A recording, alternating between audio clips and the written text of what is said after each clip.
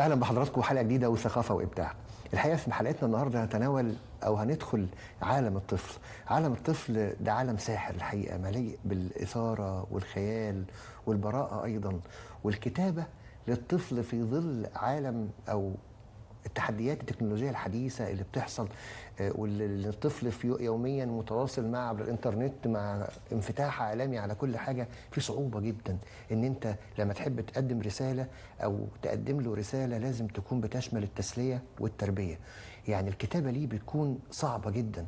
أدب الطفل والكتابة للطفل من أصعب يعني الأدوات الأدبية أو الفنون الأدبية اللي ممكن أي حد يتطرق ليها. ويمكن الحقيقة نضيف النهاردة الكريم هذا الرجل الكاتب والسيناريست، هو متفوق في كل مجالات الكتابة الحقيقة، ولكن زي ما بيقولوا كده تكة صغيرة نادرة عند أي حد، مش موجودة عند أي حد، وهي الكتابة للطفل. وعنده قدرة عالية جدا على الكتابة للطفل، ويجمع بين التسلية والتربية بشكل أنيق وجاذب وجذاب أيضا للأطفال. اسمحوا لي أرحب بضيفي الكريم الكاتب والسيناريست الكبير الأستاذ أحمد فاروق الهجين. أهلا بك معنا. أشكرك يا فندم جدا، وسعيد يا أحمد بينا مع حضرتك قوي وجمهورك الكريم، وأتمنى أن الحلقة تطلع إن شاء الله عند حسن الظن. كتابة يا فندم يعني بنتكلم عن روايات وقصص، لكن السيناريست بقى ليه دراما، يعني السيناريو والحوار بوجه عام دي دراما بقى. طيب انا قبل ما ادخل في ده وادخل تفاصيل كتابه الطفل والعناصر او العوامل اللي بتعتمد عليها وانت بتكتب للطفل، عاوز اعرف بداياتك.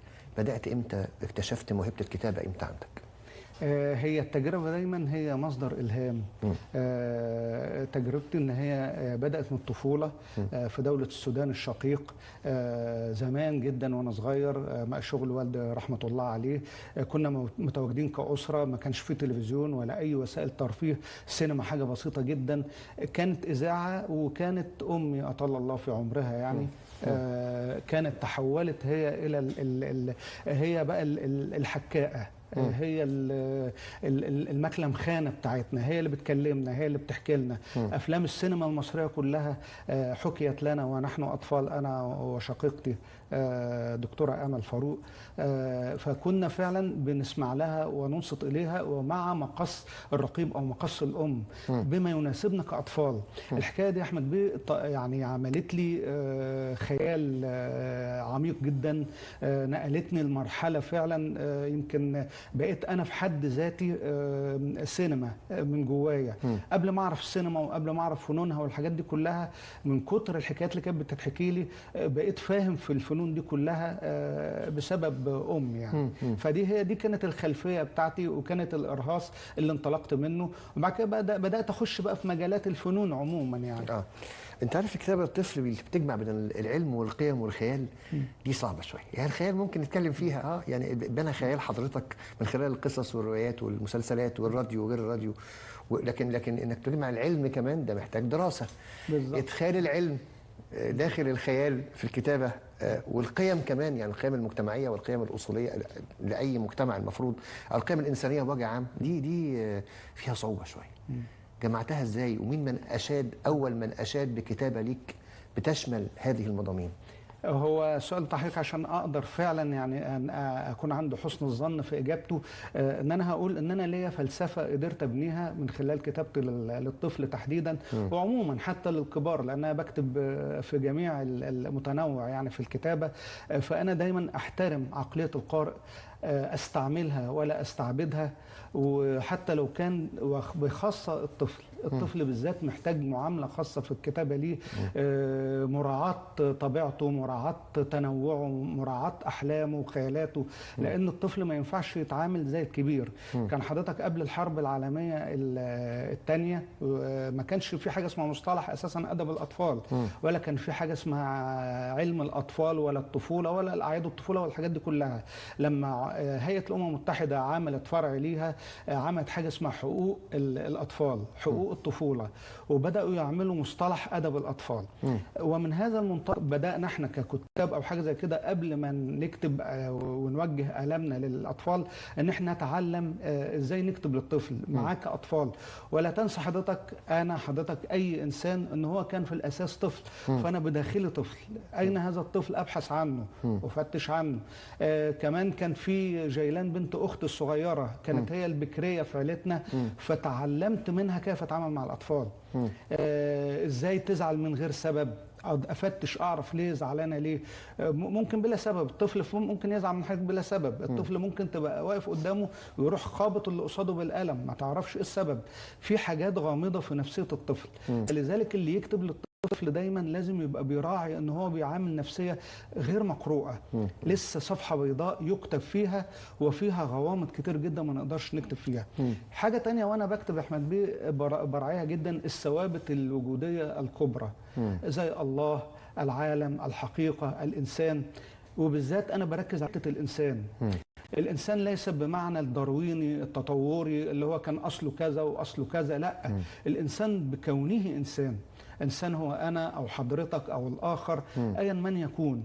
فانا عشان كده لما بكتب بحاول دايما، وعشان كده ليا كتب ترجمت في الخارج يعني اللي هي توجه بشكل عالمي. انا مسلم واعتز باسلامي جدا، ولكن هذا لا يمنع ان انا اكتب للاخر حتى طيب. لو لم يكن على اي دين او اي مله. مش دي الحقيقه هي المشكله. المشكله الحقيقه انت بتكتب بانهي لغه، وبتكتب كتاباتك موجهه للطفل ولا للكبير اللي بيربي الطفل؟ لمين؟ مين جمهورك؟ دي حاجه. الحاجه الثانيه، لما بتكتب انت كنت في السودان فتره، وثقافتك يعني نابعه من البيئه السودانيه والمجتمع السوداني الشقيق، او 5 سنين بس. فانت لمست المجتمع المصري والمجتمع ده. تمام. بتكتب بانهي مفردات في كتاباتك؟ في انهي انت عارف، انت لو كتبت باللهجه المصريه مثلا، لو كتبت عاميه، بكتب بالفصحى، الفصحى العربيه بالفصحى، يعني هي كتاباتك كلها بالفصحى. وهل ده بيقبل لدى الطفل؟ هو انا هرد على الشق الاولاني في سؤال حضرتك، اللي هي انا بكتب كتاباتي عموما حسب ما انا بوجهها. لو عمل للكبار، لان انا ليا مسلسلات للكبار، مسلسلات للاطفال، وكل عمل وله ايه البلان بتاعه، الخريطه اللي بشتغل عليها. الكبار لهم تكنيك معين في الشغل، الاطفال لا، شغل تاني خالص. البساطه، عدم التقعر، يعني الافكار البسيطه تبقى عميقه، استعمال عقل الطفل. يعني انا ليا عمل اسمه جبال القش، أتحدث فيه صراحة عن الأرض وقضايا الأرض والأرض المسلوبة والأرض المفقودة والأعداء، ولكن لم أذكر بالمرة أعداء. كل اللي كتبته انك من تحسبه جبلا شامخا ممكن يطلع جبل قش في الاخر، ممكن يطلع هش جدا.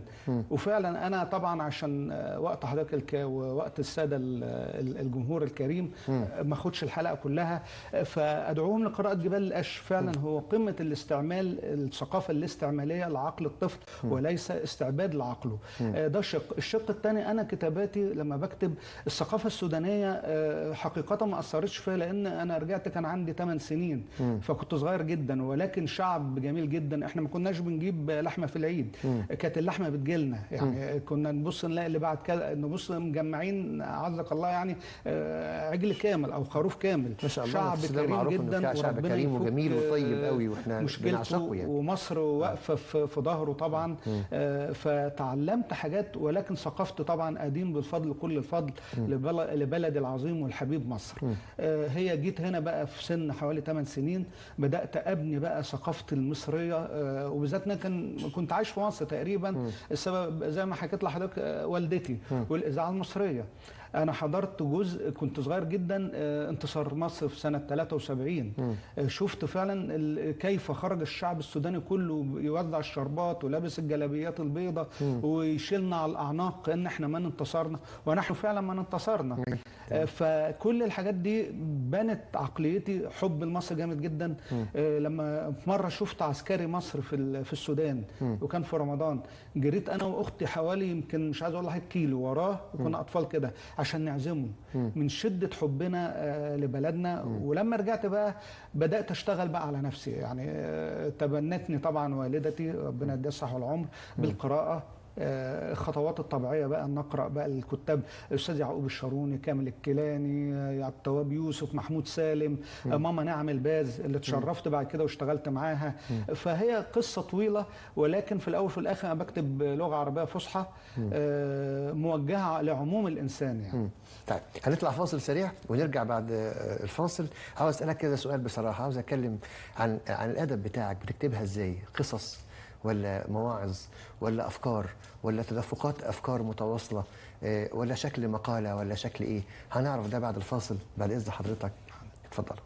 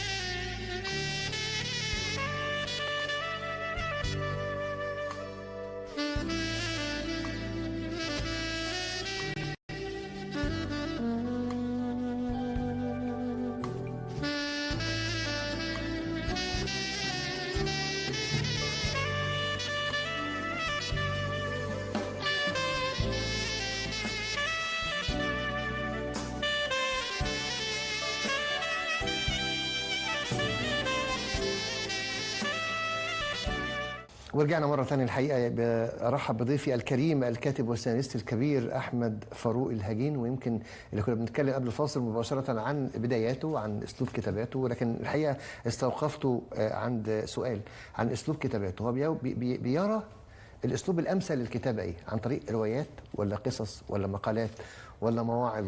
ويتعامل مع الطفل بالقصة ولا بالموعظة المباشرة؟ رؤيته إيه؟ واختار اللون الأدبي ده إزاي؟ اتفضل.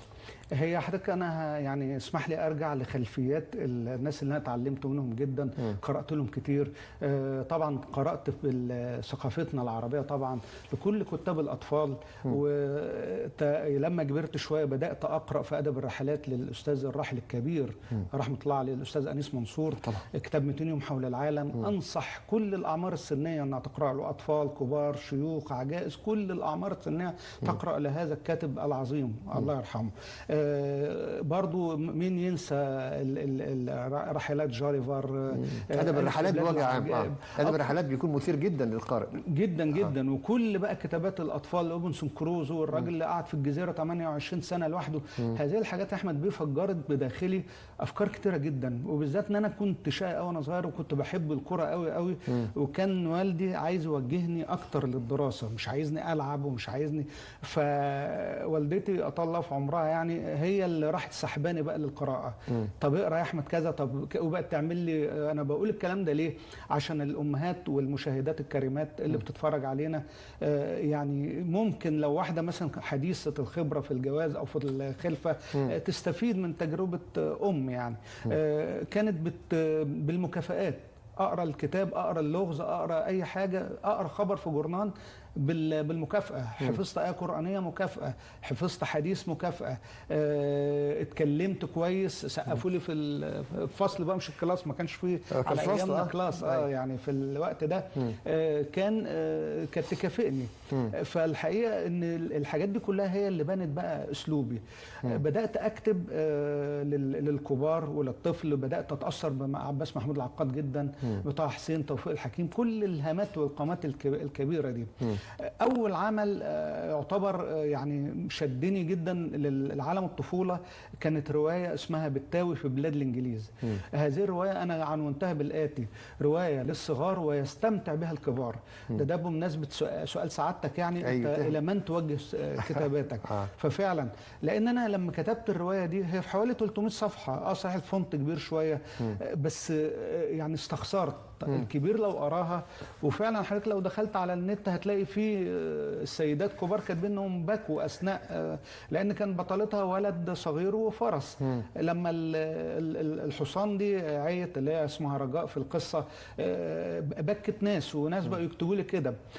لفت الايام وكلمني واحد من انجلترا، دكتور محمد العسكري، هذا المصري الرائع اللي عايش في الخارج، قال لي انا اشتريت روايتك وتاثرت بيها جدا، وكانك جيت انجلترا فعلا، واسمح لي ان انا اترجمها، واسمح لي ان انا ادرسها. وفعلا هي تدرس حاليا وترجمت باكثر من لغه، الكوريه والانجليزيه، وبتدرس في طلب الدراسات العليا حاليا في جامعه هانكوك في كوريا الجنوبيه. فلذلك انا عشان كده بقول لحضرتك انا بحاول اكتب كتاباتي تبقى موجهه لعموم الانسان. ومش عايز اقول لحضرتك ان الطفل اللي هو بالتاوي في هذا العمل، الروايه دي من 2010. يمكن عايز اقول لحضرتك لو حد عايز يقيس، هو محمد صلاح مو صلاح. المصري اللي قدر زي ما الطفل بالتو فاز بسباق كنتاكي ديربي للخيل وطلع الاول ووصل لمستوى عالمي، الكلام ده كاتبه في 2010. احنا عندنا فعلا من كسب هذا الديربي محمد صلاح. محمد صلاح، جميل. اتجاه كتاباتك تتسم او بتميل للخيال العلمي مع العقلانيه، هل ده بسبب ان انت اصلا مهندس ديكور؟ يعني هقول لسعادتك حاجة، هو مش كل أعمالي خيال علمي. هو أنا كنت كتبت مسلسل اسمه حكايات بوبا العالم، لأن أنا لاحظت حاجة وأنا في المدرسة. فكنت في حصة العلوم أو الكيمستري، الكيمياء. كان عندنا أستاذ، وطبعا ربنا يديله الصحة والعمر، طبعا أتذكره بكل خير، ولكنه كان مؤلما جدا. ليه بقى؟ أنا بسأله سؤال، هو بيتكلم على الذرة وتفتيتها والبروتون والإلكترون، وإزاي إن الإلكترون ولا البروتون بيدور حوالين الإلكترون بيدور حوالين الإلكترون بيدور حوالين البروتون 7 مليار لفة لكل ثانية. فانا كنت صغير جدا ساعتها في اعدادي او حاجه زي كده، فانا رحت رافع ايدي بقول له ازاي حضرتك حسبوها ازاي؟ هي ليها قياسات رياضيه وفيزيائيه ومعروفه يعني. استخف هذا الرجل بسؤالي جدا وحسسني كأن عملت جريمه. كان هذا الموقف هو الارهاص لمسلسل بوبا العالم. عشان كده انا كان الفكره بالنسبه لي اللي هو ازاي تبسيط العلوم، ازاي ان انا اخد العلم الصعب جدا ده، لان العلم حقيقه بسيط جدا. يوري مندليف لما عمل الجدول العناصر هو عرفها عن طريق البيانو، ولقى ان العناصر اللي هي الدوريه اللي موجوده في الطبيعه هي عامله زي الاكتاف بالظبط، اللي هو او ال7 درجات مش ال12، ال7 درجات دو ري مي فا صول لا سي. لو واحد موجود واثنين 3 مش موجودين، بس في 4 ب4 جزيئات، يبقى معنى كده ان في 2 و3، معنى كده ان في 7 و9، معنى كده. فعشان كده جدول العناصر هتلاقي فيه حضرتك فراغات لحد دلوقتي ما اكتشفوهاش لسه. الموضوع سهل مش صعب. عشان كده دايما يقول لحضرتك هي مش كيمياء، لا هي في الحقيقه ان الكيمياء سهله. الحقيقه يمكن في سؤال بيتبادر لذهني بشكل عام. يعني الطفل دلوقتي اسلوب خطابه بيختلف ولازم يختلف، لان انت بتفاجأ بمدخلات في عقليته وفي وعيه بعيده تماما عن المجتمع بتاعنا، مثلا عن القيم اللي حوالينا، عن الثوابت اللي موجوده في اي مكان او مجتمع بنكون فيه، لانها بتيجي له عبر الانترنت. احنا نفسنا مش مدركين ايه اللي دخل عقله. انت بتفاجأ وتصدم عندما لما تيجي تتناقش معاه في موضوع تلاقيه هو فعلا عنده خلفيه عميقه جدا باللي بتتكلم فيه، بل يمكن تكون المعلومه مش عند حضرتك نفسك. صحيح. تتعامل مع ده ازاي؟ تتعامل مع ده ازاي؟ بتخاطبه بانهي لغه؟ وايه اللي لازم تكون عندك كثقافه عشان تعرف تدخل للطفل بالمدخلات الجديده دي؟ ده صحيح. لا ده سؤال عميق جدا، ده عايز مجلدات، وسؤال سهل ظاهرا ولكنه صعب جدا، لان لم نعد في اي حد في بيته دلوقتي ما بقاش هو الملقن الوحيد، ما بقاش هو المعلم الوحيد، ما بقاش في بابا واحد ولا ماما واحده. ده في اكتر من جهه بتتدخل في التوجيه، وبالذات في السلوك بالذات يا احمد بيه. يعني عمليه صعبه جدا. انا مثلا عندي بناتي بحاول معاهم كتير ان هم يحبوا القراءه ويحبوا كذا كذا كذا، بيحبوها ولكن بيحبوا اكتر الموبايل، يحبوا اكتر التصفح، رغم ان انا مربيهم بثقافه معينه. لو مشهد وحش نحول، كلمه مش حلوه في الشارع نعمل ما سمعناهاش. بحاول فعلا اوجههم الى هذا الاتجاه. ولكن الحقيقي من ملاحظاتي بقى للشارع المصري للشكاوى، لان انا بهتم جدا قبل ما بكتب، بعمل زي دراسه بحثيه كده، اشوف انا فعلا زي ما حضرتك بتقول هخاطب الطفل ده ازاي هقدر اشده. ما بقاش في قراءه دلوقتي، ما بقاش بالشكل اللي كان على ايامي انا. كان في قراءه، وكنت مثلا لو انا في طريقي او مسافر او حاجه الكتاب في ايدي، طالع مصيف 2 3 4 في شنطتي. بس الموبايل في ايدك. دلوقتي الموبايلين 3 ايوه. لا موبايل كفايه والله. لا ده احنا عشان راضيين يعني. لكن الصغار دول لهم عقليه ثانيه خالص. زي ما سعادتك تفضلت وقلت، هو جيل الواحد مستخسره ذكي جدا. ادي لاي طفل الموبايل كده يلعب فيه، يتلاعب بيه، مش يلعب بيه، يتلاعب بيه، ويقدر يخش في كل اللي هو الاوبشنز اللي في السيتنج بتاع الموبايلات، ويفهم حاجات كتيره قوي. طب حبذا ماذا بقى لو وجه هذا العقل التوجيه السليم؟ كان في ابن القيم الجوزية في كتاب تحفة المولود في أحكام تحفة الودود في أحكام المولود، بيتكلم فيه عن الطفل وكيفية توجيهه، إن الأب بيعرف اتجاهات الطفل. الكلام ده من أكتر من 1000 سنة حضرتك. إزاي اتجاهات الطفل ويعرف يوجهه، هذا للصنعة، هذا للطب، هذا للهندسة، هذا ما كانش فيه إعلام طبعا في الوقت ده، بس حسب بقى إمكانياته والموهبة بتاعته.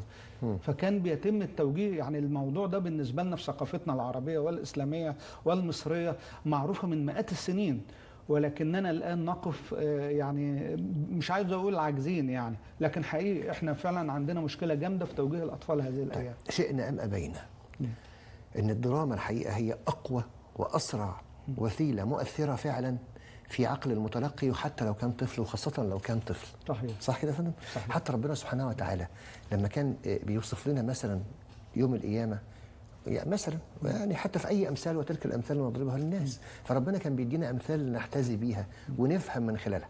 يعني المواضيع مش قول لا، لكن كان بيضرب أمثال كده غلط وكده صح. الأمثال بتضرب دايما. صحيح. وسورة القصص عليك فيها خير دليل، الحواديت اللي كانت بتتعمل.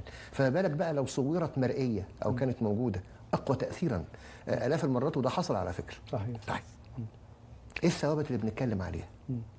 إيه القيم اللي بنتكلم عليها؟ إيه القيم اللي تفرق، واللي إزاي نفرق له ما بين الفضول والتجسس؟ إزاي نشبع فضوله بدون أن يتجه إلى خطيئة التجسس مثلا يعني. ودي أصبحت متاحة الحقيقة عبر التكنولوجيا الحديثة. إزاي نعمل ده؟ وإيه الآليات المطلوبة لده؟ وفي ظل وجود الذكاء الصناعي، هل سيادتك ممكن تكتب قصة للطفل بالذكاء الصناعي دون تدخل منك إلا في بعض التعديلات؟ تقول له اكتب لي قصة عن مش عارف إيه، عن طفل صغير كان ما بيشربش اللبن مثلا يعني، وبعدين حصلت حادثة. الشات جي بي تي مثلا، وفي كذا برنامج كمان. هل ده ممكن؟ وهل ده ممكن في يوم من الأيام ينهي حالة الإبداع أو كتاب المفكرين بوجود الشات جي بي تي أو الذكاء الاصطناعي بصناعة القصص؟ كلمني عن الحالة دي كلها، كل الأسئلة دي قول لي رؤيتك فيها إيه؟ هو أكيد زي ما حضرتك تفضلت وقلت، ربنا سبحانه وتعالى خلق الدنيا على مثال، وخلقنا من غير مثال ولكن تركنا نمضي على مثال. الأسوة، القدوة، سلوك الأب في البيت، سلوك الأم في البيت، الحاجات دي كلها الطفل بيلاحظها، وعشان كده أولادنا فيهم الخير ما فيش شك. ولكن لما نلاقي إن فعلا، أصل أقول لسعادتك حاجة، إحنا داخلين دلوقتي في حاجة اسمها التشيب وور، الحرب الرخيصة. إيه الحرب الرخيصة؟ اللي هو دلوقتي ما بيقدرش يحرك جيوش ولا كتائب، والحاجات دي مكلفة جدا، فيحرك كتائب وجيوش من نوع آخر، جيوش الفكر، جيوش الحاجات السوشيال ميديا الحديثة جدا، الديستورشن الجامد قوي اللي موجود. يعني أنا بقى أشفق على الأطفال، أنا ممكن بتعب، ألاقي نفسي راسي وجعتني إن أنا أحول ألاقي فيديو، أخلص فيديو بيتكلم في حتة تانية خالص، شمال يمين فوق الريلز، الفيديوهات المتواصلة وسريعة ودقيقة وبترسخ كلها في العقل الباطن. خد بالك هي بترسخ في اللاوعي وبتخش في الوعي عند أي متلقي، مش لأنها معمولة بتكنيك عالي جدا زي ما حضرتك قلت، معموله بالاي اي والحاجات دي كلها. ولكن انا بقى اللي براهن عليه دايما الانسان. الحقائق الوجوديه الكبرى اللي انا قلت سعادتك عليها، ان الانسان ربنا سبحانه وتعالى خلقه في احسن تقويم، وهتنتصر فكره الانسانيه في الاخر، وهتنتصر عن طريق ايماننا بذاتنا. يعني انا كنت يعني بتكلم كتير في موضوع الذكاء الاصطناعي، فمن ضمن اللي بقوله ان فعلا الذكاء الاصطناعي ليه نهايه. اصل تحدته في حاجه، الثقافه اللونيه. انا بما اني راجل بتاع فنون جميله وديكور ونحت وتصوير والحاجات دي كلها، فبفهم شويه في الالوان. طيب هات لي الذكاء الاصطناعي وقول له هات لي لون لم يكن موجودا من قبل، هات لي لون على غير مثال. احنا فقراء جدا لونيا، هم 3 الوان اساسيين، واللون الابيض والاسود لا يعتبروا الوان. طيب هات لي الوان تاني، هيجيب لك الوان السكندري، الحاجات الثانويه، الحاجات دي، لكن الريفرنس نفسه مش هيقدر يشتغل بعيد عنه، مش هيقدر يجيب لك لون جديد. الجنه بقى ان شاء الله والله تعالى اعلى واعلم، يعني هتبقى فيها ما لا عين الوان لا العين الاذن سمعت ولا خطر على قلب البشر. تخيل لون كده مش هتقدر. اكتب للذكاء الاصطناعي تخيل لون جديد، مش هيعرف يكتب. وعشان كده هو هو محدود، هو هزم من اول كلمه او بمناسبه الالوان، وحضرتك يعني كمهندس ديكور اساسا وفنان طبعا الله يخليك بالتاكيد، انت عملت كتاب عن جنون الموضه وفي عنوانه كتبت: هل سيشعل الزي والتقاليع الحرب العالميه القادمه؟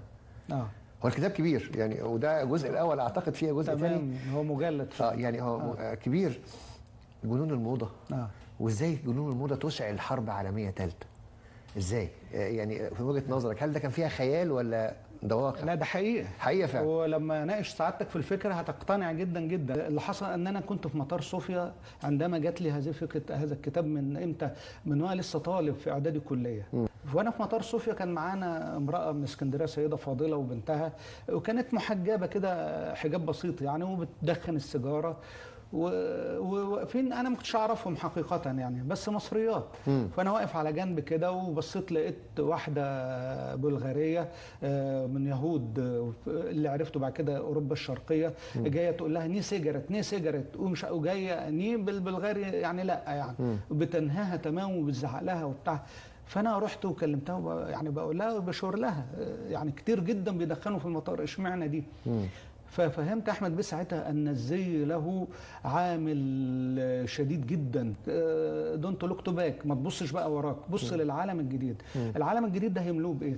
بداوا بقى يخشوا عن طريق الموضه وعن طريق الزي وعن طريق المراه وعن طريق التسليه وعن طريق بقى السينما، وعن طريق بداوا يسحبوا العالم الى اتجاه تاني خالص. ولذلك انا لما كنت حاطط اكتر من عنوان للكتاب ده ما لقيتش الا جنون الموضه. هي فعلا قادت العالم الى الجنون، لان كان الاوروبيين مش عايز اقول لحضرتك اكثر ايمانا مننا، كان بيجروا في الالعاب الاولمبيه وماسكين الانجيل او الكتاب المقدس الهولي بايبل ماسكينه في ايديهم وبيجروا بيه في التراكات. لعيبه كانوا ما بيرضوش يخشوا، يقول لك ده وقت الصلاه. يعني اوروبا كلها تنسى هذه الحقيقه. وكان الامبراطور النمساوي يظهر ومراته مش يعني متغطيه تماما، مش مكشوف منها حاجه، واذا باوروبا تتحول في اتجاه تاني خالص خالص. وعشان كده انا اتكلمت عن جنون الموضه من حيث ان هي فعلا قادت العالم الى ما يشبه الصراع، وانه قد تكون، وهو عنوان طبعا ما اقصدش بيه الاثاره بقدر ما هو فعلا من يقرا. حضرتك لو تفضلت وقرات قد تقتنع. احنا داخلين على عصر مختلف شويه. الارتفيشال انتليجنس، الذكاء الاصطناعي الاي اي بقى خلاص داخل بشكل فعلا عنيف جدا ويخض فعلا. لكن اطفالنا لو قدروا يفهموا هذه الجزئيه وهذا العالم الجديد اللي احنا داخلين عليه، هيقدروا يتعاملوا معاه ويتفاعلوا معاه ويفهموا حاجه جدا، ان الذكاء الاصطناعي داخل في حاجه اسمها الشتاء الكبير جدا، وكان كاد ان ينتهي فكره الذكاء الاصطناعي والحاجات دي كلها في الثمانينات والتسعينات، لولا ان دخلوا في حاجه اسمها النولج ريفوليوشن، ثوره المعرفه، او اللي هي الثوره المعلوماتيه، بين عن طريق المعلوماتيه، الثوره الرهيبه اللي احنا دخلنا فيها دي.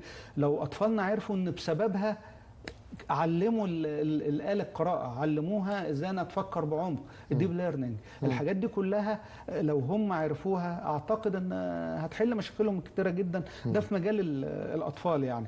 حاجة بقى في مجال انا بقى اتمنى طبعا الخير لبلدي جدا، واتمنى ان مصر طبعا تزدهر ونعدي كل المشاكل والصعاب دي، المنطقة من حوالينا تستقر، جميع المنطقة يسود السلام مرة تانية بقى، لأن الأجواء فعلا حتى حاسس إن تلاقي الطقس يتغير، مش عارف إيه، بقت الأجواء صعبة. الناس فعلا خلاص مش مستمتعة.